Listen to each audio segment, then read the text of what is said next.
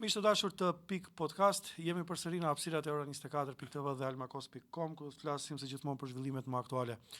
Për ata se çka ndodh në politik dhe në blogun politik shqiptar, do të flasim me ish-ministrin e ekonomisë dhe antarin e kryesisë qendrore të Bashkimit Demokratik, Adrian Kreshnik Bekteshi. Mirë u gjeta dhe përgëzime për podcastin. Faleminderit shumë. Besoj që deri tash nuk e di sa na keni ndjek, po jemi du maksimum ta bëjmë tonë që jemi sa më transparente dhe këto mikrofonat janë të hapur për gjithë. Dhe besoj që tashmë opinioni na ndjek mirë dhe shef edhe për kushtimin tonë që të jemi sa më korrekt me gjithë. Me siguri që po jemi të gatshëm dhe të hapur si gjithmonë. Faleminderit shumë. Dua t'i fillojmë edhe pse shumë çështje ose hapat Bashkimit Demokratik në opozitë, ta quaj kështu, janë spjeguar tash në një formë pak më të lirë, më të çlirë dhe mund t'i diskutojmë. Në çfarë shkallë ndodhet problemi në Bashkimin Demokratik? A mund ta nisim kështu, flasim më të gjatë. Bashkimi Demokratik për Integrim është partia më e organizuar në Republikën e Maqedonisë së Veriut, që nga themelimi i saj dhe vazhdon edhe tash prej pozitës së re, të cilën e ka pas disa viteve, edhe pse është e padrejta ajo çka ka ndodhur, jo ndaj Bashkimit Demokratik për Integrim vetëm, por kryesisht ndaj shqiptarëve, marr parasysh që është legitimiteti dhe është denigruar vota e komunitetit shqiptar në Republikën e Maqedonisë së Veriut. Për momentin BDI është duke punuar me strukturat e veta, është duke u hapur si parti politike ku bën thirrje që të bashkohen kauzat të cilat i promovon të gjithë qytetarët e Maqedonisë së Veriut, në veçanti shqiptarët të cilët jetojnë këtu, me të vetmi qëllim që të mbrojmë të gjitha ato të arritura të cilat i kemi pasur në 2 dekadat e fundit, duke filluar nga pikat të cilat janë të inkorporuar në ligj dhe në kushtetutë, të cilat dalin nga marrëveshja e Ohrit, por edhe mos lejojmë denigrimin e komunitetit shqiptar në Republikën e Maqedonisë së Veriut. Para se të kalojmë tek krejt këto si hapa politik që ta qoj kështu më mirë që i keni për momentin nga pozita e opozitës. Çka ndodh me frontin evropian? Kohën e fundit shihet një aktivitet më vete i BDI-s dhe pastaj veç i partive tjera politike. A është akoma e unifikuar dhe çka pritet ndodh në zgjedhjet lokale? Fronti evropian është pothuajse komplet i unifikuar. Kemi bashkëpunim të mrekullueshëm me të gjitha partitë politike të cilat marrin pjesë në kuadër të frontit evropian, me të cilën garuam në zgjedhjet e fundit parlamentare. E theksova edhe më herët, ne jemi të interesuar që ta zgjerojmë rrethin. Kjo është një kauzë ku duhet përfshihet çdo shqiptar edhe çdo qytetar i cili është interesuar që të kontribuojë në këtë kauzë është më shumë se i mirëseardhur. Aktivitetet e Bashkimit Demokratik për Integrim janë kryesisht me strukturat e BDI-s. Jemi në përmbyllje të takimeve me degët në nivel të Republikës, ishte e fundit në komunën e Çajirit, në formën e bashkëbisedimit, ku drejt për drejt në formë interaktive mbahen mbledhjet e degëve të Bashkimit Demokratik për Integrim me prezencë edhe të kryetarit Zotri Ahmetit, por edhe antarëve tjerë të kryesisë qendrore, ku qytetarët në mënyrë të hapur hapin ide, propozime konkrete se çka duhet të ndërmerret me të vetmi qëllim që të ndalohet ky degradim i komunitetit shqiptar në Maqedoninë e Veriut. Jeni në bisedime me partitë e Frontit Evropian për zgjedhjet lokale? A do të dilni përsëri si front, a do të kenë shqiptarët përsëri vetëm 2 bloqe që duhet zgjedhin, ose po mendohet që dilet edhe ndarasi? Ka shumë spekulime në opinion rreth kësaj, prandaj dua të marrim një përgjigje më konkret. BDI-ja është dëshmuar se në bllokun shqiptar çdo herë ka dalë fitimtar. Nuk ekziston proces zgjedhor ku Bashkimi Demokratik për Integrim ka qenë humbës i aty. Zgjedhjet e fundit ishit si front, nuk ishit si BDI. Ose nëse llogaritet që BDI ka udhëheq frontin si prisje e frontit, a mund të llogaritet? Nëse bëjmë komparacione të tilla, atëherë i bie se VMRO DPMN, LSDM, por edhe koalicione tjera kur nuk kanë fituar zgjedhjet në Maqedoninë e Veriut, për shkak se çdo herë kanë ngaruar në koalicion. Po në kuadër frontit evropian udhëheqësi frontit Procesi, ati dhe procesi. ati procesi, duke filluar nga përpilimi i programit, një pjesë të konsiderueshme, me siguri që kontribut kanë dhënë edhe partitë politike tjera, janë të Bashkimit Demokratik për Integrim dhe edhe në bazë sondazheve, edhe sot e kësaj dite dëshmohet që fuqia kryesore në bllokun politik shqiptar është BDI-ja dhe me siguri që sa i përket zgjedhjeve lokale, Bashkimi Demokratik për Integrim ka dalur në opinion që duhet të kemi zgjedhje të përbashkëta, edhe lokale edhe parlamentare, dhe kemi treguar arsyet tona nga disa aspekte, duke filluar nga aspekti financiar, aspekti ekonomik, por edhe aspekti politik, për shkak se Maqedonisë së Veriut të konsiderojmë që i duhet një mandat i fuqishëm për të përmbyllur proceset kryesore strategjike, për shkak se praktika në të kaluara na ka dëshmuar se mes dy proceseve, nëse ka zgjedhje, qofshin ato lokale apo presidenciale, parti politike të ndryshme hezitojnë që të marrin hapa vendimtare dhe vendime të vështira sa i përket çbllokimit të disa Dhe pikërisht proceseve. tash mendoni se zgjedhjet e ardhshme lokale duhet të Në ketë këtë duhet të periudhë, ketë zgjedhje domethënë të dy fishta, edhe parlamentare edhe me fal, pse e themi këtë? Nga 2008 kemi një praktikë shumë negative. Për shkak se pothuajse çdo 2 vite apo 1 vit e gjysmë kemi pasur zgjedhje. Qofshin ato parlamentare, lokale, presidenciale dhe përsëri referendume dhe kështu me radhë.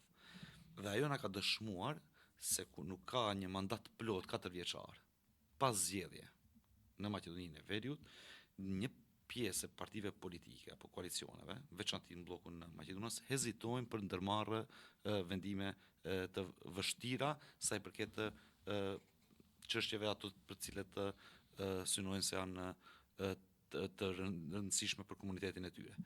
Për shembull, nëse në tetor mbahen zgjedhjet e përbashkëta lokale dhe parlamentare, duke u bazuar në ligjin për të kodit zgjedhor në Republikën e Maqedonisë së Veriut dhe marrëveshjes së BZHINOS, pjesë të cilat janë të inkorporuara në ligj, pothuajse 6 muaj bllokohen të gjitha institucionet dhe zvoglohet aktiviteti ekonomik në Maqedoninë e Veriut.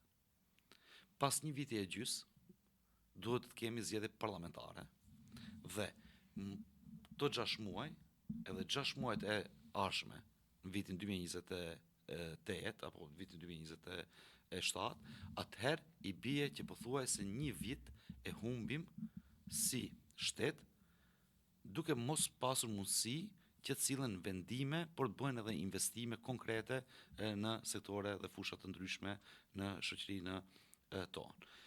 Dhe duke ashtuar kësaj edhe aspektin politik, ku është shkelur me 2 këmbë legitimiteti i komunitetit shqiptar, për zgjedhjeve paraprake, me siguri që Republikës së Maqedonisë së Veriut më shumë se kurrë i duhet një stabilitet politik që të bëjë edhe ndryshimet kushtetuese dhe të çbllokojë procesin e integrimit të vendit. Vetë tha 2008-2024. Nëse thirremi në aspektin politik, përveç çështjeve të brendshme dhe interesit të cilin e kemi si shtet, duhet të marrim parasysh që ka ndryshime sa i përket gjeopolitikës në nivel botëror.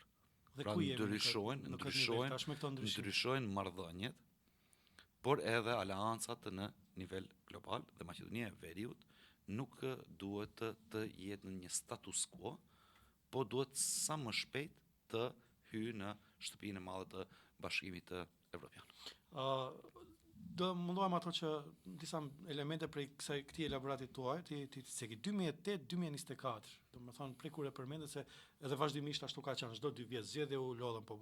Pse mendon se tash është momenti? Domethënë ka pas momente kur BDI bashkë me VMRO-n, pastaj bashkë edhe me LSDM-n, ka mund ta zgjidhë këtë problem. Mos shkojnë në zgjedhje, mos të mund t'i barazojnë zgjedhje, të mund vinë të ketë zgjedhje të përbashkëta. Pse nuk është bën atë moment? Pse bëhet pikërisht tash? Ju e dini qendrimin e Bashkimit Demokratik për Integrim nga samiti i Bukureshtit. Ne çdo herë kemi insistuar që çështjet madhore ti miratojmë me konsenzus në Maqedoninë e Veriut. Dhe politika vizionare e zotri Ali Ahmetit, por edhe Bashkimit Demokratik për Integrim, u dëshmu edhe në vitin 2019 me ndryshimet kushtetuese për ndërrimin e emrit apo për miratimin e marrëveshjes së presës. Çka fituan shqiptarët? Ju si gazetar, profesionist dhe me eksperiencë e dini që nëse e marrim nga interesi apo perspektiva e Maqedonisë së Veriut, në 2008 ndoshta ka pasur marrëveshje edhe më të mirë për Maqedoninë e Veriut, dhe ne vetëm kemi humbur pothuajse një dekadë ku nuk kemi qenë antar të NATO-s, kemi rreziku sigurinë e vendit, dhe në fund u dëshmua që ka qenë vendim i drejtë, i cili sot përkrahet pothuajse nga të gjitha forcat politike, përfshirë këtu edhe VMRO dhe PMN, e cila i ka bojkotuar edhe pjesën e referendumit, por edhe miratimin në kuvent të marrëveshjes së presës. E njëjta na ndodh me procesin e integrimit të vendit në BE.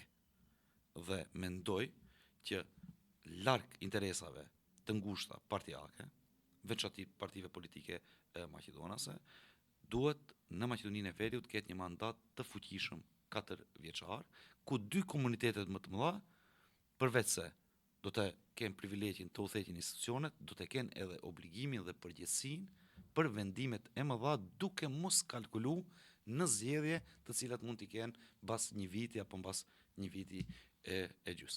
Për shkak se 4 vite do të jepet hapësirë që të dëshmojnë qytetarëve se ato vendime janë të drejta dhe në interes të qytetarëve. Dhe kjo është arsyeja e fundit pse duhet kemi të zgjedhjet parakohshme parlamentare. Kjo është nga aspekti politik, nga aspekti politik i mos kalkulimit dhe keqpërdorimit të institucioneve për interesa të ngushta partijake për të përfituar ndonjë zgjedhje. Mund ta bëjmë një elaborat apo si kështu siç lirçemi. Për dikun di fundit të vitit 2011 kur drejt për drejt kam ndjek kuvendin, zhvillimet e kuventit dhe në gjitha xhanat. Domethënë janë dikun di 15 vite. 15 vite janë çështjet e njëjta të cilat I diskutojmë, apo problemi me gjuhën, problemi me balancuesin, problemi me natko ishte ligji për mbrojtësit ose branitellat, probleme të tjera, gjithmonë etnike, rrafje nëpër autobuza, incidente të tjera. Gjithmonë këto janë temë diskutimi kur në vend që sot flisim për ato se ku do bëjmë pushime ose ku do të jemi më mirë. E tash ku e kam poentën e bisedës. Në gjithë këtë periudhë, po kërkoj shpjegim nga ju, nuk po jap konstatime të mia. Në gjithë këtë periudhë kam pas mundësi që të mbyllen gjithë këto çështje, apo gjitha kanë mbet hapur. Po ja do më lësh ta elaboroj. E di pse të dy jemi me eksperiencë, ju si politikan, edhe unë si gazetar, dhe mund t'japim domethënë këndvështrime dhe pastaj t'japim edhe konstatime nëse mundet për këto. Domethënë gjitha gjërat kanë mund zgjidhen. Domethënë ka mund zgjidhet çështja e gjuhës shqipe që tjetë betonizuar sot në kushtetut, dhe mos tjetë çështje diskutimi që çdo gjykatë si gjykatës kushtetuese që I kujtohet vjen dhe thotë me një iniciativë të çdo qytetarit mund ta vendojë atë pikë pyetje. Apo ka mund zgjidhet, nuk është zgjedhur, dhe sidomos në periudhën kur janë bën ndryshimet kushtetuese për antarësimin në NATO, me marrëveshjen e presës. E dim, kushtetuta nuk është një çështje që mund të hapet çdo vit. Po, edhe ka edhe procedura. Më shumë u fokusuam si shqiptar, që mos po themi si BDI. Si shqiptar, më shumë u fokusuam aman vetëm ta zgjidhim një problem, një emër dhe të shkojmë atje ku duhet, në NATO, që fatmirësisht jemi, po ama nuk na intereson shumë këto çështje tjera. Pastaj incidentet ndëretnike vazhdimisht kanë qenë temë diskutimi. Në një periudhë saktuar kur ndalën, u rikthyen krejt. Po, do t'i shpjegojmë krejta. Pse? Dhe edhe një fjalë I fundit, do them. Në periudhën kur 2017, nëse s'gaboj 2024, një pushtet kushtimisht, them kështu, absolut I BDI-s, ku ka mund t'i ndryshon gjitha këto gjëra. Pse mbeten të hapura? Ku qëndron problemi? A kemi si shqiptar mangësi për t'i zgjidhur këto çështje, ose po thjesht nuk ka pas interes të duhur. Unë e dhash një elaborim më gjerë, mund t'i diskutoj. Do ta filloj për shkak se elaborimi im ishte sa I përket integrimit të vendit në Bashkimin Evropian dhe hezitimit të partive politike maqedonase, më konkretisht të VMRO të PMN-s gjatë kësaj periudhe. Çështjet të cilat I ngritet ju janë çështje të cilat të burojnë nga marrëveshja e Ohrit, siç është përfaqësimi I drejtë të adekuat, por edhe ligji I gjuhëve. Këto çështje, sa I përket aspektit legjislativ, janë miratuar dhe filloi implementimi me Bashkimin Demokratik për Integrim në qeverisje. Ju e dini shumë mirë. Që në 2005 unë dhe juve vetëm pak. Nuk flas për 2005. E morët shembull 2011 dhe 2024. Në Ministrinë e Ekonomisë, me cilën unë kam udhëheq pothuajse 7 vite. Nuk ka dokument I cili nuk është në dy gjuhë. Në qeveri, derisa ka qenë BDI, nuk ka pasur dokument I cili ka dalë dhe nuk ka qenë në dëgju. Në udhëheqjen e zotrit Talat Xhaferit, ju jeni një ndër gazetarët që më së miri e keni ndjek punën e kuvendit. Zotri Talat Xhaferi nuk ka pranu dokument që të hyjë në kuvendin e Maqedonisë së Veriut nëse nuk është në dëgjuesi. Dhe gjua shqipe filloi në nivel shteti të implementohet. A ka pas mangësi në implementim në disa institucione? Ka pas. Dhe për shembull, unë do t'i tregoj 2 institucione, ka pas në prokurori dhe në gjyqësor. Por, pas të planit aksional të miratuar nga ana e qeverisë, në momentin kur është miratuar dhe nën supervizimin dhe mbikëqyrjen e sekretariatit për marrëveshjen e orit, pastaj Ministrisë për Sistem Politik dhe sekretariatit të qeverisë, pothuajse çdo javë në qeveri janë pru vendime dhe konkluzione që institucionet caktuara të rrisin kapacitetet për implementimin e plot. Dhe pikërisht ka pasur edhe konkurse të hapura që të rritet kapaciteti i atyre të cilët mund ta implementojnë po të njëjtën. Tash kemi hapa mbrapa. Vetë kryeministri dhe kuvendi nuk e respektojnë në ligjin e gjuhëve. Tash mos më qenë në pozitë avokatit aty. Jo, nuk është çështja avokati. Gjithë kontesta, domethënë si media që i marrim. Edhe po flasim qeveria dhe kuvend. Vinë në dy gjuhë. Ka një ministri që me të vërtet as pak nuk funksionon. Po flasim konkretisht për atë. Kontesat janë një pikë ujë në oqean. Institucione shtetërore nxjerrin me mira dokumente gjatë ditës. Me mira dokumente. Vetëm për shembull ta marr Ministrinë e Ekonomisë, nxjerr me qindra dokumente gjatë ditës. Ndaj palëve të ndryshme, qofshin ato qytetar, qofshin ato biznese. Dhe unë flas për implementim të plot të dëgjuesisë në Maqedoninë e Veriut. Nuk flas unë për kumtesa të cilat i dërgon qeveria, për shkak se ju e dini shumë mirë se çdo polikan, qoftë maqedonas, shqiptar apo komuniteti tjetër, do kishte pasur interes që të ketë sa më shumë mediume në ngjarje të ndryshme. Dhe ato pikërisht sa çështje do ta bëjnë. Edhe mos kishte pas ligj për gjuhën shqipe, politikanë të caktuar do ta kishin bërë për të njëjtën. Nëse munden ta bëjnë në gjuhën angleze apo në gjuhë tjetër, me siguri që janë të obliguar ta bëjnë edhe në gjuhën shqipe. Po për dokumentet zyrtare, aty ku i tangon qytetarin për çdo ditë, kemi hapa mbrapa sa i përket implementimit i po të njëjtës. Po njëkohësisht, çka është edhe më e keqja dhe më tragjike do ta kisha thënë, se institucionet caktuara, në këtë rast gjykata kushtetuese, tenton të implementojë programe politike zgjedhore të partive të cilat për momentin janë në pushtet, më konkretisht të VMRO dhe PMN-s. Ju e keni ndjek kampanjën e zgjedhjeve të 8 majit. Në programin zgjedhor, VMRO-ja dhe PMN-ja ka pas shfuqizimin e balansuesit, apo shfuqizimin e përfaqësimit të drejtë dhe adekuat me çelës etnik në punësimit në kuadër të institucioneve shtetërore, por edhe shfuqizimin e plot mbi 18 dispozitave të ligjit të gjuhëve në Maqedoninë e Veriut. Qendrimi i Bashkimit Demokratik për Integrim dhe i Frontit Evropian është se edhe një presje nëse preket nga ligji i gjuhëve, ne do të marrim masa tjera dhe nuk do të lejojmë atë e cila është arritur me gjak. Do të folim pak për këtë gjuhës. Me gjak nga ana e shqiptarëve edhe me mund nga ana e gjeneratave të tëra. Po ne filluam më vetëm se po, domethënë bojkoti i zgjedhjeve. Në nëntor edhe dhjetor e shqyrtojmë çështjen e bojkotit të çka fiton shqiptarët në bojkotin e legjitime. Shqiptarët, kjo nuk është ose ministër, tash mund flasim kështu, shumë fjalë apo. Po, domethënë kështu. Ja me bojkotin e zgjedhjeve. Domethënë si rezultat i politikave të gabuara të shqiptarëve. Përgjithësinë më të madhe veç pak. Përgjithësinë më të madhe që ka edhe BDI-ja. Flasim për një periudhë më të madhe kohore, nuk flasim për. Po BDI-ja ka miratuar ligjin e gjuhëve. BDI-ja. Ama nuk vlen ta mbaroj ideja, nuk vlen ta mbaroj ideja. Vetëm ta përfundoj. Në kohën e BDI-s. Okej. Sidomos në 5-6 vitet e fundit. Në rregull. Nuk ka pas mundësi të hapet si temë kuadër të institucioneve, abrogimi i ligjit të gjuhëve, e leje më të dali kryetari i gjykatës kushtetuese kryeministër apo ministra dhe të bëjnë interpretime juridike se a duhet të abrogohen 2 nene, 3 nene apo 4 nene. Gjua shqipe nuk është asnjë nen. A është e drejtë kushtetuese gjua shqipe? A është e drejtë kushtetuese? Është e drejtë kushtetuese. E garantuar me ligj? E garantuar me kushtetutë. Do të thonë 20% e garantuar edhe në ndryshime. Ama jo. Marrëveshja e Ohrit ka qenë në kompromis. Dhe me atë jemi pajtuar të 2 komunitete më të mëdha. A ka pas forcën më të madhe, veç pak. A ka pas forcën më të madhe VDI-ja, për shembull, më të madhe politike. Nuk e ka pas, do të kthehemi pak edhe në histori më mbas. Nuk e ka pas edhe në 2017, 2024. E ka pas për shembull 2002, 2005 ashtu, prej kur u nënshkrua marrëveshja e Ohrit. Afati i zbatimit të plot të marrëveshjes së Ohrit ishte 2005. Këtua nuk shohim faj.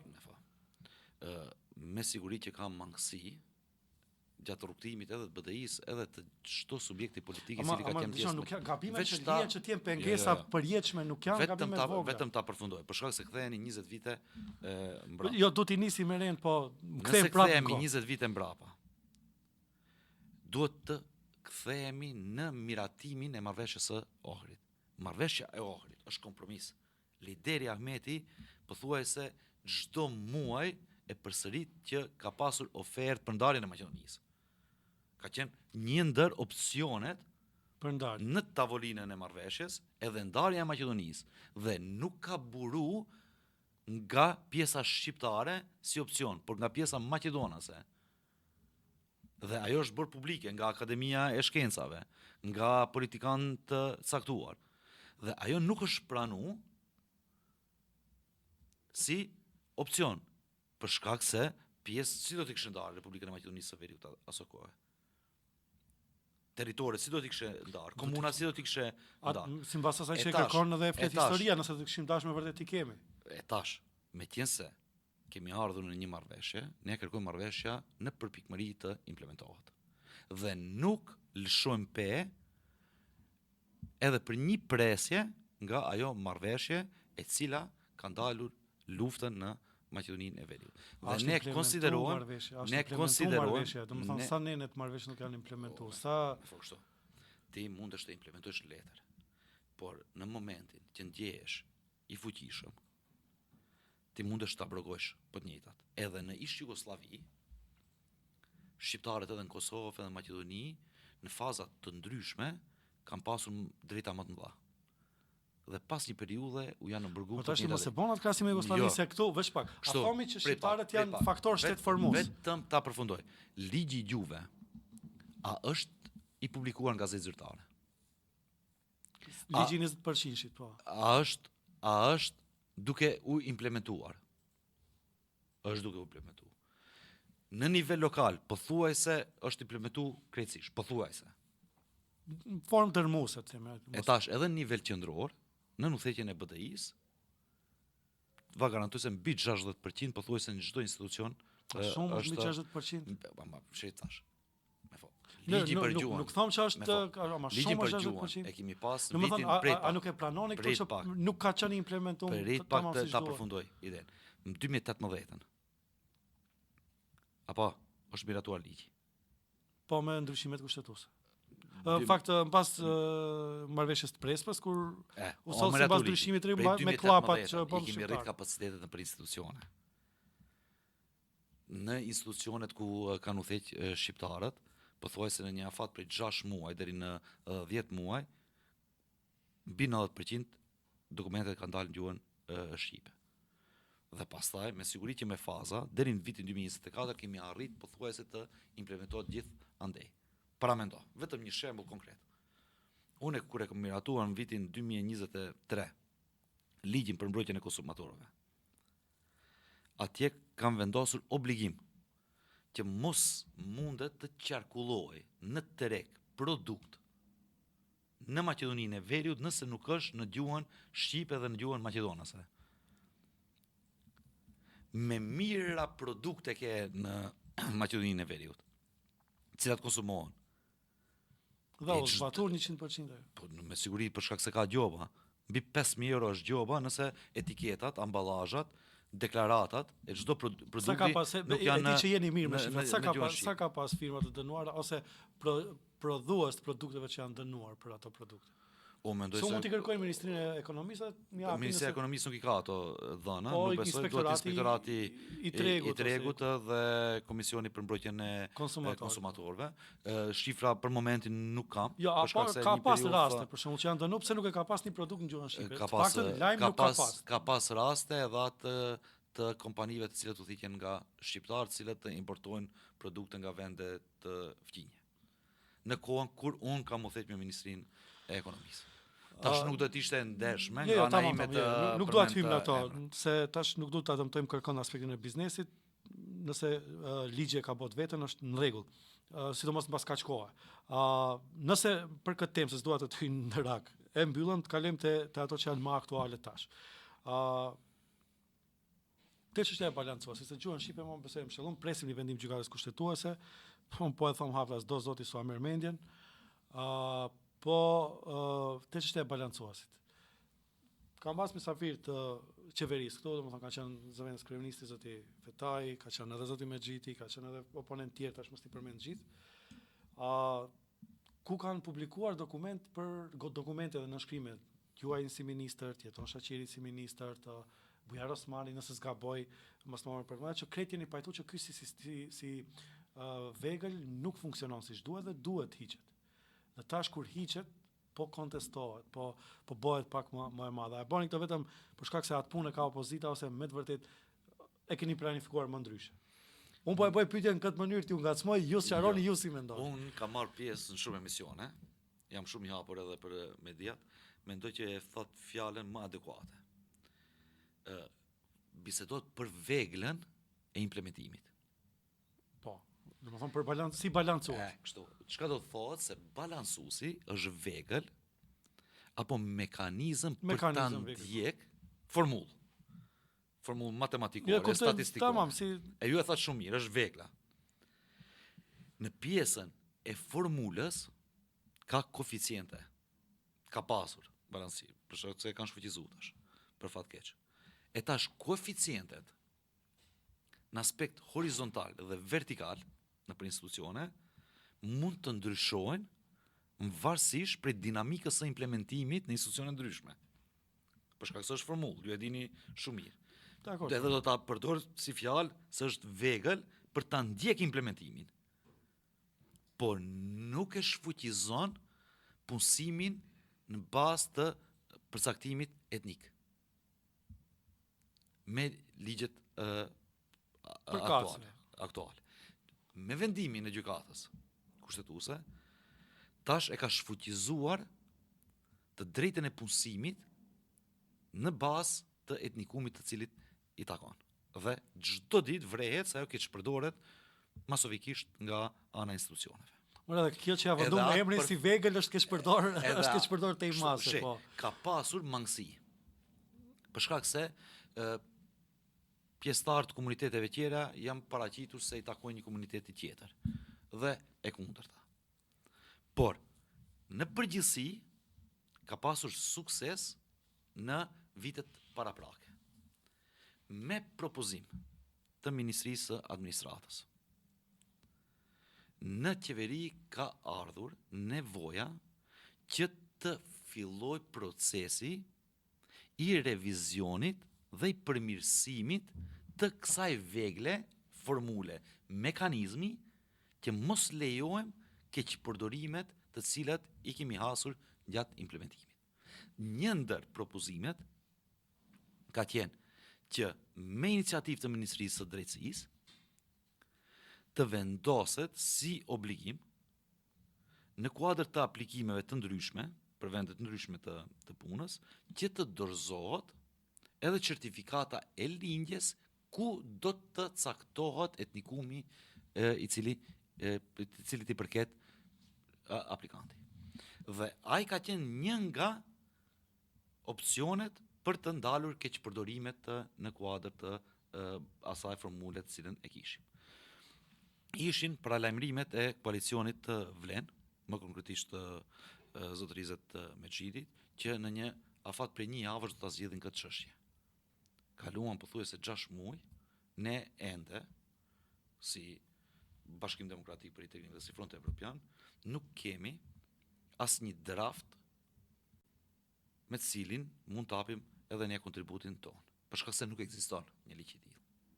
Ekziston vetëm një ligj, cilën e ka përgatitur VMRO DPMNE, i cili bazohet vetëm në merita duke anashkaluar ligjin për përfaqësim të drejtë dhe adekuat. Kur flas për merita, edhe në pjesën e ligjit paraprak ka pasur meritokraci në punësim. Për shkak se kandidatët të komunitetit shqiptar, nëse vendi ka qenë për shqiptar, kanë konkuruar midis veti. Po të njëjtën e kanë bërë edhe komunitetit maqedonas tash flasim realisht në 90% të rasteve, puna e meritokracisë ka ekzistuar si element, si mekanizëm, mirë po sa është respektuar, ato e dim që edhe me keqardhje, tash nuk do të them raste konkrete. E pranoj, por një komunitet i tërë nuk ka qenë i degraduar dhe i përjashtuar, siç është rasti tash. Ne kemi në Ministrinë të Ambientit Qetësor avancime në aspekt horizontal, ku prej 15 kandidatëve 15 nuk janë, asnjëri nuk është komuniteti shqiptar. Shqiptarët ata nuk dinë të thëtin me sektore, me departamente ndryshme. Dhe edhe atë e bën një ministër i cili takon komunitetit shqiptar. Kemi institucione plot ku theqet nga kuadri të Vlenit, ku avancohen vetëm të komuniteteve tjera. Mos flasim për punësime, për shkak se vatë veshin VMRO-ja çdo ditë dhe Ministresha e Financave, dhe janë kontradiktor në çdo paraqitje të cilën e kanë. Pothuajse asnjë pëlqim nuk kanë nga Ministria e Financave, institucionet të cilat udhëhiqen nga kuadrët e Vlenit, për të rrit kapacitetet e institucioneve aty ku ka nevojë, për shkak se nuk duhet të mbirgarkohen institucione të ndryshme dhe ne nuk jemi për mbirgarkim të institucioneve. Ne jemi për implementim dhe për respektim të përfaqësimit të drejtë dhe adekuat, ku komuniteti shqiptar, por edhe komunitetet më të vogla nuk do të jenë të diskriminuara apo majorizuara në këtë aspekt. Për shkak se dua ti më shumë çështje, mendoj që mund të shkem pak më shkurt, që mos bëjmë monoton, pse edhe pse mund të flasim nuk kemi kufizim me kohë. Prap se e përmendet nuk kemi draft. Nëse në momentin që t'ju vjen drafti për propozim ligjin që thuhet se do të vijë shumë shpejt për përfaqësim drejtë dhe adekuat, jeni të gatshëm që ta mbështesni ose çfarë mendoni se në çfarë forme mendoni se ai duhet të jetë? Me siguri që ai duhet në parim të respektojë përfaqësimin e drejtë dhe adekuat dhe mos të anashkalojë komunitetet të tëra. Duhet të jetë zgjidhje ligjore e drejtë dhe e barabartë për çdo komunitet dhe jo të përkrahë një komunitet do ta mbështesni blanko ose si atë kanë thënë, nëse me të vërtetë është ashtu siç po unë u garantoj për shkak se ne jemi njerëz të cilët merrem me politikë dhe kemi kontakte pothuajse në çdo institucion, se ai ligj pikë pari do të marrë shumë kohë që të ketë një zgjedhje të tillë dhe do të jetë një ligj i cili do të dalë nga programi zgjedhori VMRO DPMNE-s, nuk ka të bëjë as pak me koalicionin Vlet. E ne nuk implementojmë programe zgjedhore të partive politike kanë interes për të shkurtuar të drejtat të një komuniteti të tërë, një komuniteti i cili nuk është minoritet në Maqedoninë e Veriut, është 30% e popullsisë përgjithshme. Nëse prapë tham një paragjikim, nuk e di të çojmë se si do të jetë, unë s'do ta komentoj deri në momentin kur dalë. Nëse është nuk është paragjikim, është duke u bazuar në praktikën dhe eksperiencën e funksionimit të këtij koalicioni jo legjitim mbas etnike, për shkak se ky ligj nga qytetarët është pritur të miratohet para 6 muajsh, po unë ju garantoj se edhe 6 muajt e ardhshëm nuk kanë kapacitet të sjellin ligj i cili do jetë në interes të shqiptarëve. Pse nuk i lejon VMRO DPMNE-ja dhe Znami. Presim ta shohim. Nuk dua të jap asnjë as pozitive as negative. Domethënë, dua t'i komentojmë disa aktivitetet tjera që dolën Jeni muajin e fundit. gazetar me eksperiencë. Jo, po s'e gjykoj se nuk e di çfarë do dalë. Del Si t'ja punit del unë. Zaventës kryeministri, i cili ka qenë mysafir këtu në studion tuaj, thotë se me mira shqiptar do të punësohen në kuadër të institucioneve. Të nesër me demantohet edhe nga ministri, jo Zaventës kryeministri, i Znamit, edhe nga vetë kryeministri. Po a ka ma degradim të pozitës së Zaventës kryeministrit, i cili thirret se është i pari ndër jo, seriozisht, shqiptarët? apo se jemi në podcast folim shumë mirë. Nuk dua të merrem shumë me deklaratat ditore që janë. E dim se. Në fakt, ne e dim se deklaratat ditore janë për përdorim ditor. Edhe e dyta, e dim se ka pas shumë raste të mëdha kur partitë politike shqiptare në pushtet, ndër ato edhe BDI, është dash me të vërtet t'japin goditje të madhe. A e kam pas sepse jemi thirr si parti, si komp, shtet formues në këtë shtet dhe pa diskutim që jemi. Për shembull, ka ndodhur raste të mëdha kur partitë politike shqiptare kanë pas momentin që dalin prej pushtetit edhe si janë largu. Edhe kështu që këto deklaratat e vogla politike nuk janë. Tash s'do të kthehemi në histori se duhet ta shkurtojmë kohën, po për shembull, bashkim edin, nuk janë deklarata të vogla. Jo, nuk janë të vogla. Po këto janë deklarata, mos më kthej me shembuj se i kam merak ti kthej shembuj. Jo. Për shembull, BDI nuk ka dalë. Është më interesant për qytetarët pse nuk janë deklarata të vogla. Për shkak se tentimi për të manipuluar me opinionin të demantohet brenda ditës dhe kjo nuk është vetëm për çështje politike ditore, për shkak se kjo temë mbahet me muaj të tërë dhe shqiptarët presin, pothuajse për çdo ditë dhe çdo seancë qeverisë që të kemi një zgjidhje ligjore. Vetëm me një vendim të muajit shtator, ku i kanë hek qytetarët jo rezident, shqiptarët në administrat humbin diku rreth 7.800 vende pune për shkak se nga 29.5% në rezident dhe jo rezident. Jo, nuk i kanë dalë kërkush. Jo, u ndan në regjistrimin e popullsisë në 2020 ishte. Unë va shpjegoj shumë mirë për shkak se unë sa e shoh, këto të vlenit nuk kanë kapacitet edhe të lexojnë ligjet e po le më të implementojnë ligjet. Ligji për regjistrim. Në bazë statistikore.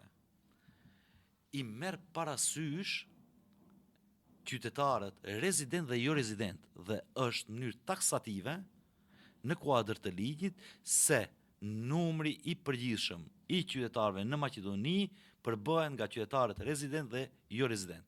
Nëse politika e kësaj qeverie edhe kjo çështje është që të kthej bashkëkombasit tanë, edhe bashkëqytetarët tanë, të vinë Maqedoni të Veriut, ti duhet të hapësh mundësi atyne.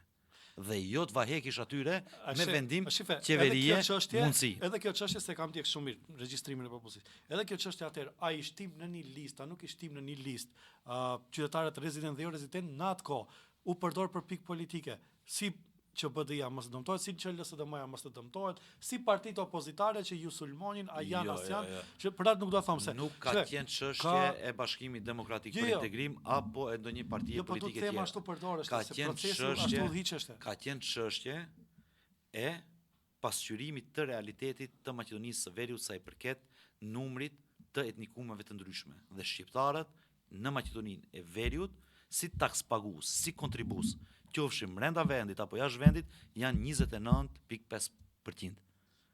Për shkak se edhe ato që janë jashtë vendit kontribuojnë në këtë vend. Pas të tatimeve dhe kështu me radhë dhe nuk mundet me një vendim qeverisë me përfaqësues servil, vazal, bip 5% të shqiptarëve ti hekish nga mundësia e beneficioneve të cilat edhe aty takojnë në këtë shtet. Në ndarjen e mjeteve për komuna, ato pothuajse çdo komune me shumicë shqiptare i marrin mbi 1.5 milion euro dhe ajo është mundësi më e vogël për zhvillim. Është Çka ka keqë të kjo ndalja e parë për komunat tash nuk e kuptoj.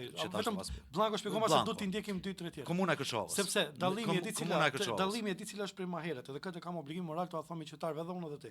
Maherët komunat nuk janë stimulu që të investojnë, të ndërtojnë qerdhe, shkolla, se ne e dim, unë të tregoj në rrethin e Strugës, dhe tregoj kur është ndërtu shkolla e fundit. Ti e din më mirë prej meje. Se je Kërçovar, je gjysmë strugan, bile më shumë se unë je strugan. Do va marr shembull ku. Mirë, po çka dua, ku është dallimi? Nuk po tash nuk duhet vërtet bëhem avokat, por nisen që e shoh pozitive dhe të mira do ta themi. Kur çdo përsendet që mendon se janë negative nuk të kundërshtoj ose nuk të ashtu sepse ashtu i gjykojmë. Po, mirë po. Për sa vite komunave ju jepeshin miliona euro për çfarë? Për të pastruar borxhet. Për mos ndërtohet asnjë rrugë, mos ndërtohet asnjë shkollë, asnjë pa u kërku asnjë llogari nga kryetarët e komunave se ku i çojnë ato parë. Se hyn njëra, tash nuk fol me komuna me emër që po kur nuk është kërku pse kjo komunë ka hyrë 30 milionë euro dhe ku janë ato parë, nuk është investuar asnjë shkollë, asnjë asfalt, asnjë qerdhe, asnjë send. Pse kjo komunë pagun kaq parë për ndriçim elektrik publik apo dhe ka prap përsëri kaq borxhe kështu më radhë. Do çështje që kemi hapur ne derisa kemi qenë qeveri. Kjo është do jap shembull pozitive. Çka ndodh? Çfarë diskriminimi ndodh nga ana e kësaj qeverie? Kto kanë siguruar hua nga Hungaria për 100 milion eurosh për projekte në komuna. Huaja, e cila në shumë total është diku rreth 1 miliard euro. 1 miliard, po. Është me interes prej 3.5%. Qytetarët e Maqedonisë së Veriut, vetëm bazë të interesit, duhet dikur mbi 80 milion euro në vit të kthejnë këtë hua. Dhe tash, komuna e Strugës, Dologozhda ka mërgjimtar, Veleshta ka mërgjimtar, Zajazin Kërçov ka mërgjimtar, Garana ka mërgjimtar. Bile nuk e dia ka më Dologozhdar, Zajazas edhe Sens, Servica kanë bet. Për shkak se vim nga ai rajon, te marrim shembull atë rajon. Edhe pothuajse 50% janë rezident, 50% janë jo rezident.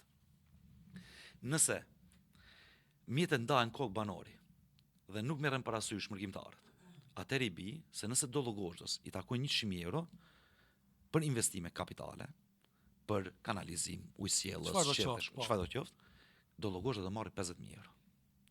Nëse Veleshtës i takojnë 200.000 euro, Veleshta do marrë 100.000 euro. Po, veleshtarët edhe Dologozhdës do paguajnë huan në nivel shteti edhe për Karposhin, edhe për Kisallavodën, edhe për aerodromin, pse ato nuk do paguajnë? Ato nuk do paguajnë hua apo çfarë? Edhe për Strumicën. Jo, shpjegoj se këto nuk do paguajnë hua. Jo, ato do paguajnë hua. Po ai mërgjimtari Dologozhdës, i cili pagu tatime, do paguaj hua për 100.000 euro, po do marri 50.000 euro. I Veleshtës njëjtë, i Garanës njëjtë, i Zajazit. Unë e kuptoj esencën ti si e thon, po unë sa e kam ndjek. Po kjo është okay.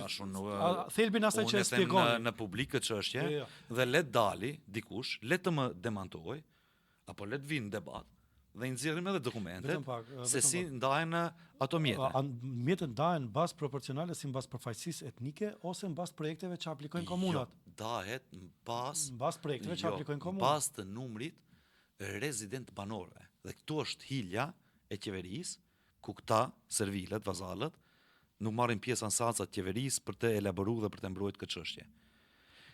Çka ndodh? Ai nxjerr thirrje publike, për shembull Ministria e Ambientit Qetësor, për kanalizime dhe ujësjellsa. Dhe nuk ka drejt asnjë komunë të marrë më shumë mjete se sa ka popullsinë rezidente. Dhe merri thirrjet publike, të cilat i publikuan mos gabofsha nëntor apo 10 orë, në mënyrë taksative e ke aty se mjetet ndahen mbas të kriterit në kokë banorit të popullsisë rezidente. Edhe tash mërgjimtarët tonë duhet paguajnë interes dhe hua edhe për banorët e aerodromit, edhe për banorët e Gjorgje Petrovit, edhe për banorët e Kisallavodës. Kjo është e padrejtë. Jo, kjo është shumë e padrejtë. Nëse është kështu, nëse është kështu. Kjo është fjalë publike. I përmendet do vetë banimet tona, kjo është fjalë publike të cilën unë e them, dhe le të dali dikush, le të më demantoj, edhe i nxjerrim dokumentet, edhe e shohim. Përveç Jo, nuk e kësaj, kam hulumtuar deri në atë nivel. unë va dërgoj thirrje publike. Por Unë va dërgoj juve thirrje publike. Çka është diskriminimi tjetër? Nëse komuna e Strugës dhe komuna e Këçovës kanë mbi 50 fshatra, nuk është i njëjtë investimi nëse bëhet në fshat apo bëhet në komunë urbane. Me fo, ju e dini më mirë se unë këtë çështje. po. Për shkak se në Karposh me 1 milion euro investim për kanalizim ju përfshini 10.000 banor. Në komunat cilët kanë fshatra me 1 milion euro nuk mundesh të përfshish 10.000 banor. Jo, i përfshin shumë më pak. Fshatrat janë shumë më pak. Shumë më pak. Dhe kjo është diskriminimi i dytë, të cilën në atë kohë me zotrin Aser Nuredinin kriju metodologji që komunat të cilët kanë më shumë fshatra të kenë koeficient më të lartë dhe të takojnë më shumë mjete nga ndarja e mjeteve nga buxheti. I përmendet për këtë mendoj se kemi obligim ta folim të dy bashkë, mos jemi për kësaj anë, edhe vërtet të kaloj të 2-3 pyetjet e fundit që mos zgjatemi, edhe pse kemi hapësirë sa dumi, po edhe aspekti teknik na kufizon. I përmendet fshatrat, Dollogosh, Veleshtën, Cervicën, Zdajazin edhe gjithë këto merat, edhe mërgjimtarët që investojnë. A beson nëse unë them edhe le të dalë kush do të prej komunës Strugës, le të më demanton, se për më shumë se 25 vjet, ndoshta edhe 30, Dollogosh, edhe në ato fshatra që ju përmend, edhe në Veleshën, kanë investuar shoqatat. Rastisht i përmend fshatrat për shkak se jo, po mirë, po ato janë fshatrat tona më të mëdha. Veleshta nuk është e vogël, Dollogosha nuk është e vogël, Zdajazi nuk është e vogël, apo vinë me njërë mbas Haraqinas edhe kësaj të Gostivarit, se ja Çegranit.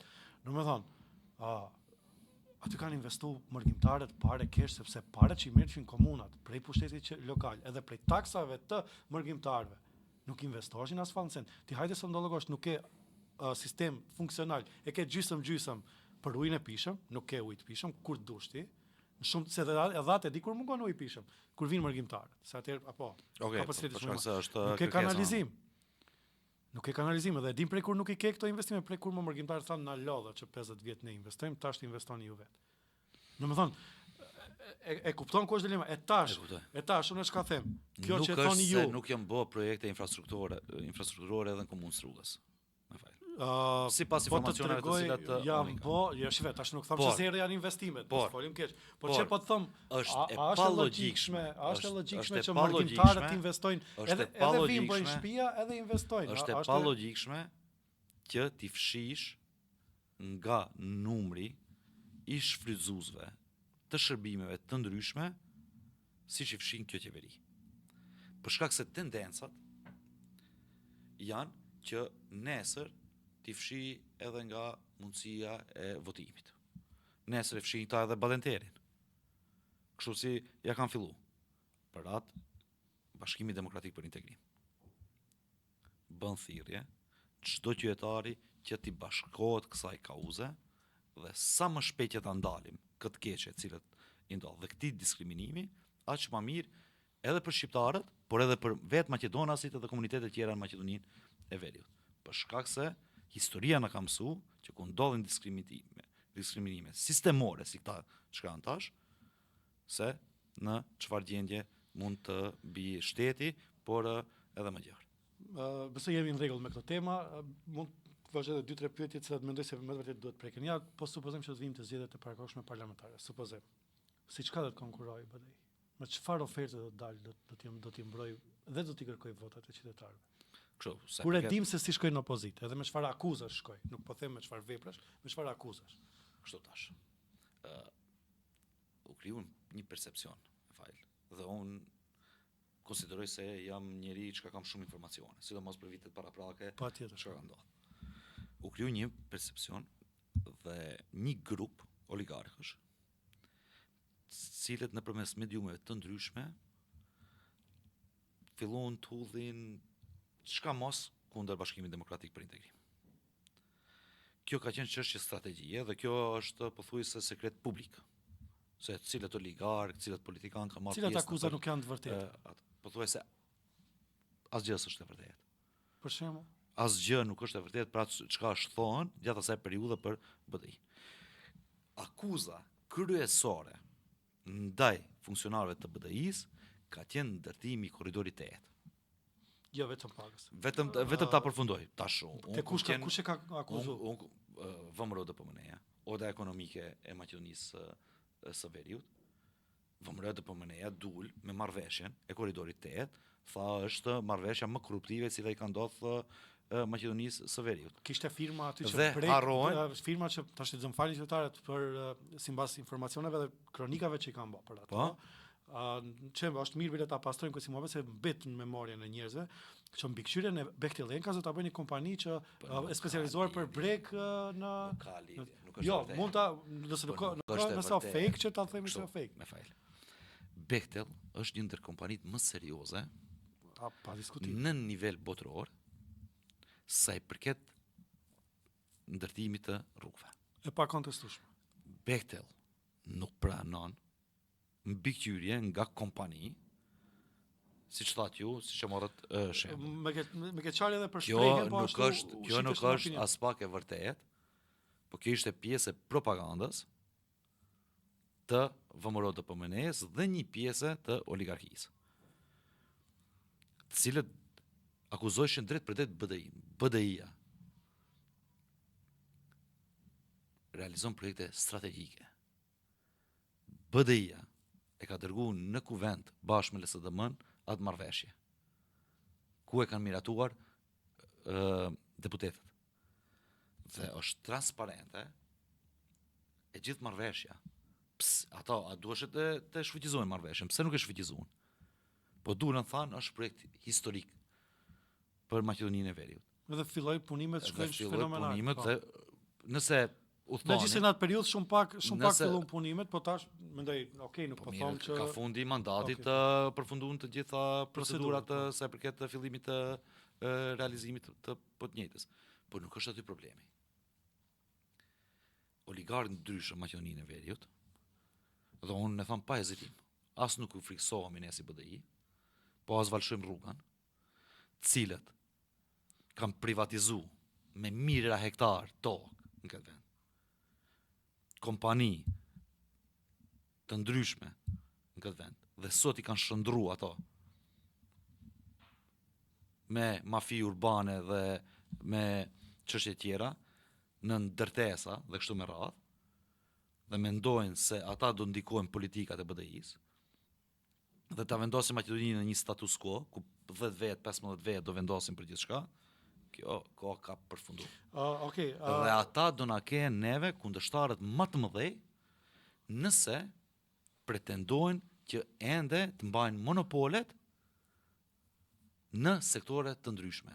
Dhe këtë e them për shkak se nuk mundet me fajl nëse prindi im ose prindi jot dhe si prindërit e shumë bashkëkombëse tanë të kësaj gjenerate kanë punu jashtë vendit si mërgjimtar. Kam punu punë të ndryshme, kur nuk kam pas çështje në institucione dhe kështu me radhë, edhe fëmijët e tyre pas 30 viteve, 40 viteve të presin nga mëshira e fëmijëve të oligarkëve, cilët kanë bërë keqpërdorime gjatë privatizimit për ardhmërinë e tyre. Fëmijët e gjeneratës tonë ikën. Ajo ko me fajil, va themi publikisht ka përfunduar dhe ne do t'i luftojmë. Do të luftojmë me çdo mekanizëm. Çka do e kërkoni votën me një fjalë? Do të thonë, okay, lere, ato akuzat nëse ju pretendoni edhe thoni edhe me siguri ka njerëz që ju kundërshtojnë, është në rregull, ato kanë punë, se janë kundërshtar tuaj, po, edhe në politikë gjithçka është e mundshme. Ju me çka të lavdëroni se keni. Ata nuk janë kundërshtarët tonë, ata janë kundërshtarët e shtetit. Për shkak se oligarkët të cilët mbajnë monopole për 30 vite dhe nuk i lejojnë hapësirë nëpërmes politikës të riut që të jetë konkurrent në sektor të ndryshëm, që të marrim nga mediat. A dini ju kush janë pronarët e mainstreamave në Maqedoninë e Veriut? Tash janë mbarë, tash janë pronarët ato? Jo. Po sa kohë ishte 8 vjet si ministër nuk ju dha çasja as kujt? Ja, mi ndiqni deklaratat çka kum falën për ato. Nëse janë tema shumë më të thella. Të gjithë janë cilët kanë monopole ndryshme në sektorin e biznesit në Maqedoninë e Veriut. Në rregull. Dhe nëpërmes atyne e bisedojmë temë tjetër, jo pa problem. Tash ju e dini shumë mirë. Jo, folim për zgjedhjet, se jo, me të vërtetë, do thonë me çfarë keni pas një pushtet më afatgjat. kam vlerësu qytetarët, ashtu është as pak e diskutueshme. Tash do dilni mbas 1 vjeti, 2 vjet opozit. Po supozojmë, edhe pse nuk ka supozim se zgjedhje do ketë, po tash parlamentare a lokale, bashkë me ato parlamentare jo, kjo është kërkesë e fundit e juja dhe e shohim. Si çka do kërkonin votën? Ja për shembull, do kandidonin edhe në komuna, po supozojmë, edhe në komuna, edhe në përzgjedhje pushtet qendror. Me çka do kërkonin votën te Tetov? Me çka do kërkonin për projekte që keni realizuar? Me çka do kërkonin në Gostivar, në Strug, në Likov, në gjithë ato? Në aspekt pushtetit lokal. Me disa fjalë për shembull. BDI-ja nuk ka udhëheq me Tetovën dhe me Gostivar. Në qytetet. Ja në Strug, me çka do kërkonin votën? Ku BDI-ja ka udhëheq me kandidatët e tyre, çdo kandidat i BDI-s paraprakisht do hapi llogaridhënie para qytetarëve për programin me cilin i ka fituar zgjedhjet dhe ka marrë besimin e qytetarëve për realizimin e të njëjtit. Dhe duke u bazuar në ato analiza dhe llogaridhënien cilën do të hapin, dhe kjo fazë më vetëm se ka filluar në Bashkimin Demokratik për Integrim, kryesia qendrore, degët në ato komuna do vendosin se kandidatë ndryshëm a do të vazhdojnë edhe një mandat apo jo, si kandidat nga radhët e Bashkimit Demokratik për Integrim. Nëse vendoset se në komunat saktume nuk ka pas realizim mjaftueshëm të programit, me cilën e ka fituar besimin, atëherë BDI-ja do shohë kandidat të ri, të cilët kanë vizion dhe qasje ndryshe ndaj zgjidhjes së problematikës së qytetarëve. Akoma do shihni kandidat të ri, akoma nuk keni njerëz të ri. Po kemi ne, po tash kështu Kreshniku, nëse ka qenë kryetar komune dhe nuk e ka realizuar programin, do vi me Faili, i cili edhe ai është pjesë e BDI-s, po pse jo në komunat saktume të vinë edhe kuadër tjera të cilët nuk kanë qenë në kuadër strukturave të BDI-s. BDI është e hapur për gjithë shqiptarët dhe për gjithë qytetarët e Maqedonisë së Veriut, sa i përket burimeve njerëzore, dhe këtë ka dëshmuar gjatë gjithë kohës. Po ku desha dal? Në për zgjedhjen e kandidaturave, edhe për kryetar komunash, edhe për anëtarë të këshillit, ai proces në vazhdimsi ndodh në Bashkimin Demokratik për Integrim, duke u bazuar në kapacitetet profesionale, por duke u bazuar edhe në eksperiencën. Pavarësisht kush dihet kandidati te esenca e pyetjes, me çfarë do kërkoni votën? Hajde dy argumente, tre. Unë mundem të flas në aspekt qendror, që tham edhe për zgjedhjet qendrore, për ato. Në aspekt qendror. E para, BDI-ja është e fokusuar për momentin në ndalimin e këtij degradimi i cili i ndodh marrëveshjes së Ohrit, por edhe shqiptarëve në përgjithësi. Dhe pjesë natyrisht e platformës do të jetë edhe kjo çështje me propozime konkrete se si kjo do ndalë. Dhe fokusi primar do jetë përmirësimi i standardit jetësor, zhvillimi ekonomik, krijimi i vendeve të reja të punës, dhe kur flas për krijimin e vendeve të reja të punës, jo vende të reja të punës të njohura si labor intensive me paga minimale, për shkak se edhe jeta sociale, edhe nevojat e anvisrive në Maqedoninë të Veriut, edhe qytetarëve kanë ndryshuar dhe ne do të fokusohemi në krijimin e vendeve të reja të punës në sektore të cilat kanë të ardhura më të larta, por edhe më shumë interes kryesisht nga pjesa e të rive në Maqedoninë e Veriut. Dhe fokusi kryesor do jetë pra të rrumbullsoj në jetë më cilësore dhe standard më të mirë jetësor në Maqedoninë e Veriut. Në shkrimi i deklaratës për vetting, shkurt, kush kujt do i bëj vetting në BDI? Sepse thatë është vetting i brendshëm partijak. Kush kënd do ketë drejt ose mundësi ta akuzoj se ti ke bë keq përdorime, manipulime, njëra ose tjetër? E kam shpjeguar në një emision tjetër. Shkurt me disa fjalë. Këshilli i përgjithshëm i bën vetting kryesisë qendrore. Kongresi i bën këshillit të përgjithshëm.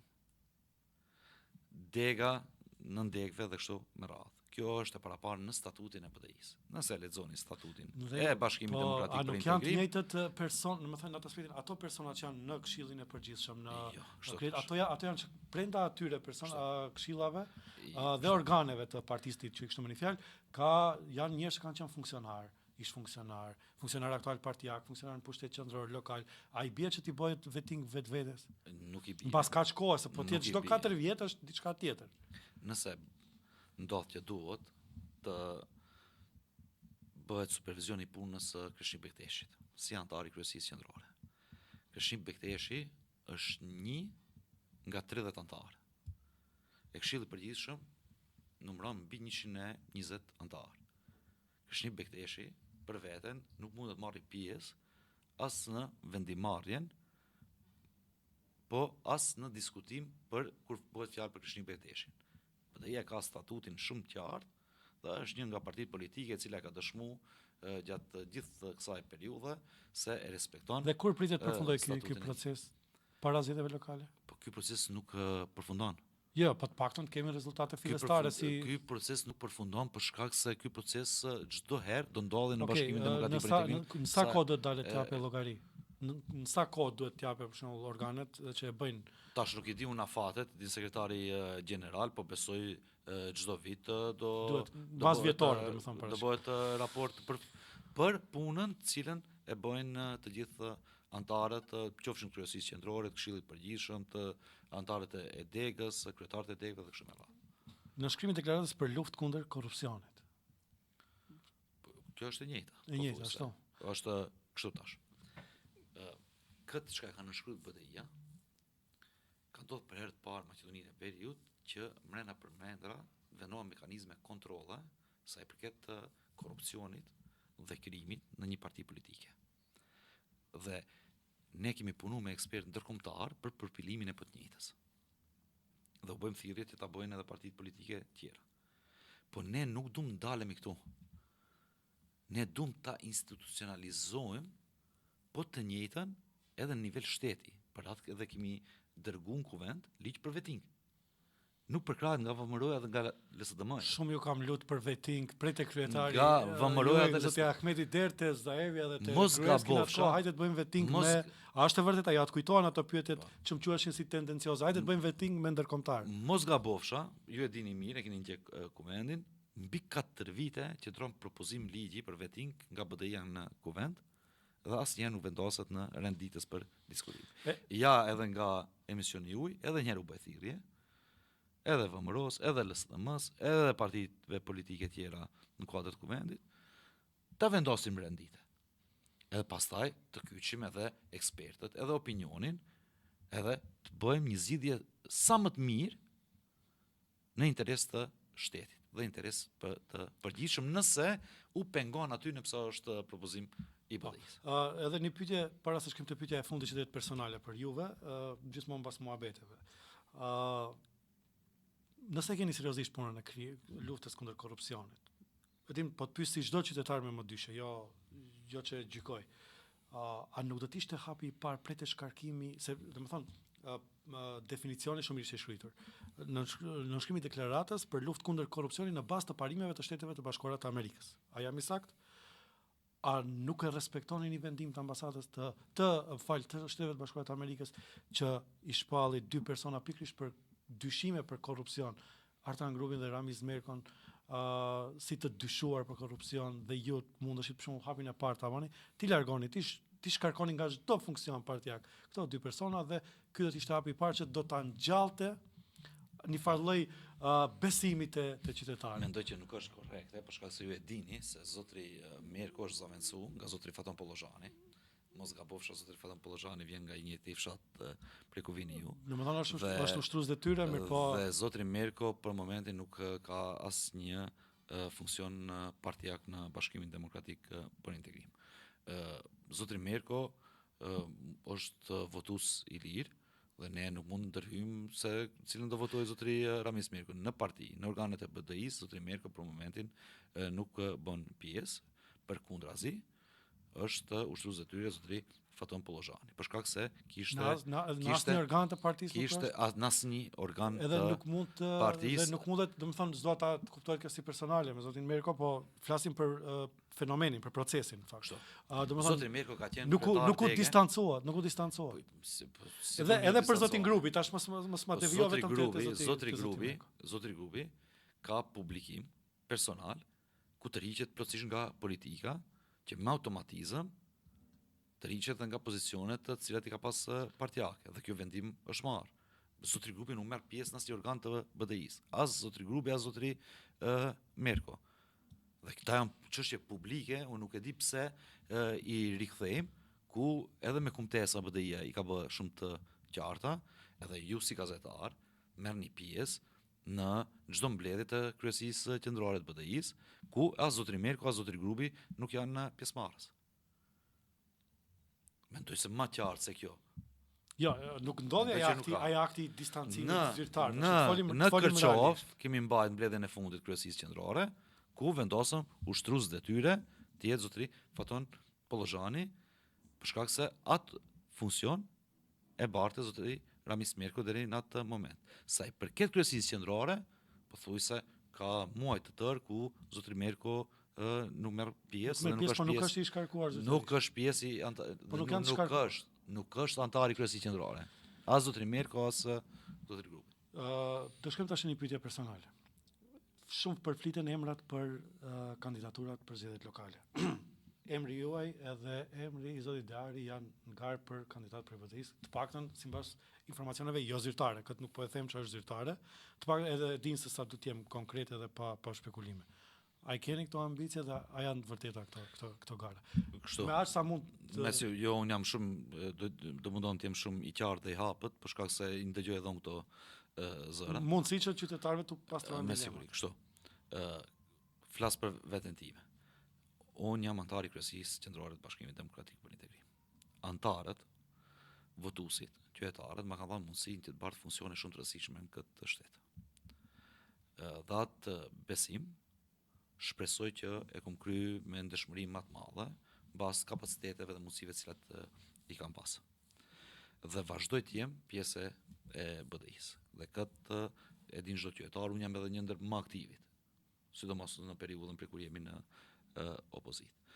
Përgjithësive në kuadër të BDI-s unë nuk u ik kurrë, por unë konsideroj se çështja e komunës së Kërçovës është shumë e ndjeshme për koçovarët dhe për shqiptarët me siguri.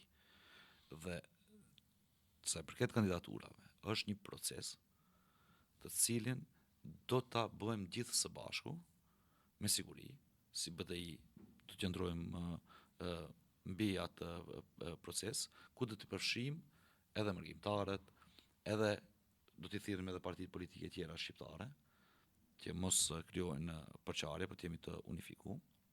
Dhe mendoj se këto vite, prej vitit 2013, prej kur Kërçova frymon Shqip, zotri Deari, antarët e Këshillit Komunal, administrata komunale kanë bërë një punë të shkëlqyeshme, unë e kam thënë dhe në emisione tjera, mbas të përvojës time, duke qenë nivel qendror dhe duke i ndjek punën e komunave, puna e komunës së Kërçovës, gjatë kësaj periudhe, unë e vlerësoj në top 3-4 komunat, jo, nuk e kontestuar, fola vetëm për kandidaturat e mundshme, të cilët më së miri kanë funksionuar, kanë punuar, por edhe kanë realizuar projekte.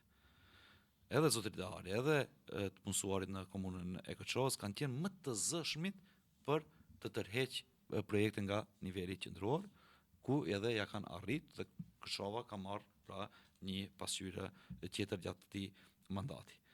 Kështu që për kandidaturën. Unë qëndrimi im është i njëjtë, nuk kam ndonjë ambicie të theksuar me çdo kusht, por unë do të përkrah çdo kandidaturë e cila do të dalin nga Bashkimi Demokratik për Integrim. Dhe pse e thon BDI-ja? Për shkak se në Kërçovë duhet të ketë një kandidaturë dhe kemi pas marrëveshje edhe publike, edhe gentlemane, në aso kohë me zotrin Sela, pastaj edhe me zotrin Taravari, që partia politike e cila në zgjedhjet paraprake do të jetë e para në komunë të Kërçovës, do të ketë mundësinë që të propozojë kandidaturën. Në zgjedhjet e 8 majit, BDI-ja dhe Fronti Evropian kanë pas mbi 9.000 vota. Po në Kërçovë ishit fitues. Dhe koalicioni Vlen ka pas 2.000 vota. Dhe kjo i bjen se koalicioni Vlen, këtë zotërizet me gjitje di shumë mirë, për shkak se ka qenë pjesë e BDI-s, kur janë bërë ta marrëveshje, edhe zotëri Taravari, mendoj se duhet përkrahej propozimin. Rregull, ju domethënë tha që nuk keni ambicie të theksuara, por ç'e supozojmë edhe për në fund, sinqerisht e stërgjata. Po supozojmë që ajo marrëveshje gentlemane, si shtat respektohet, do të jetë kandidati i BDI-s.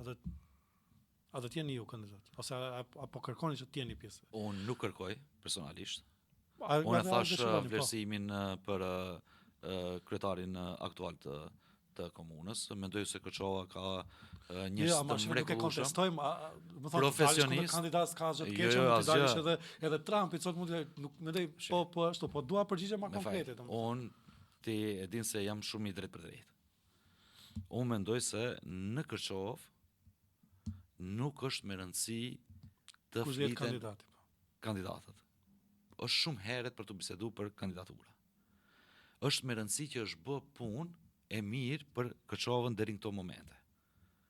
Dhe ja kemi borxh edhe mërgjimtarëve, edhe çdo qytetare, sidomos ne që kemi rënë politik, që të bëjmë përpjekje maksimale se sa më shumë të unifikojmë votën shqiptare që të vazhdojmë rrugtimin e zhvillimit të komunës së Kërçovës. Kërçova ka djemë dhe vajza të mrekullueshëm, profesionistë me eksperiencë, me ekspertiza të ndryshme, të cilët mund të jenë kandidat potencial. Dhe këtë analizë do të bëjnë organet e BDI-s, kryesia e BDI-s, por edhe duke bazuar në sondazhe dhe anketime të drejtë për drejta me qytetarët dhe me fokus grupe të ndryshme.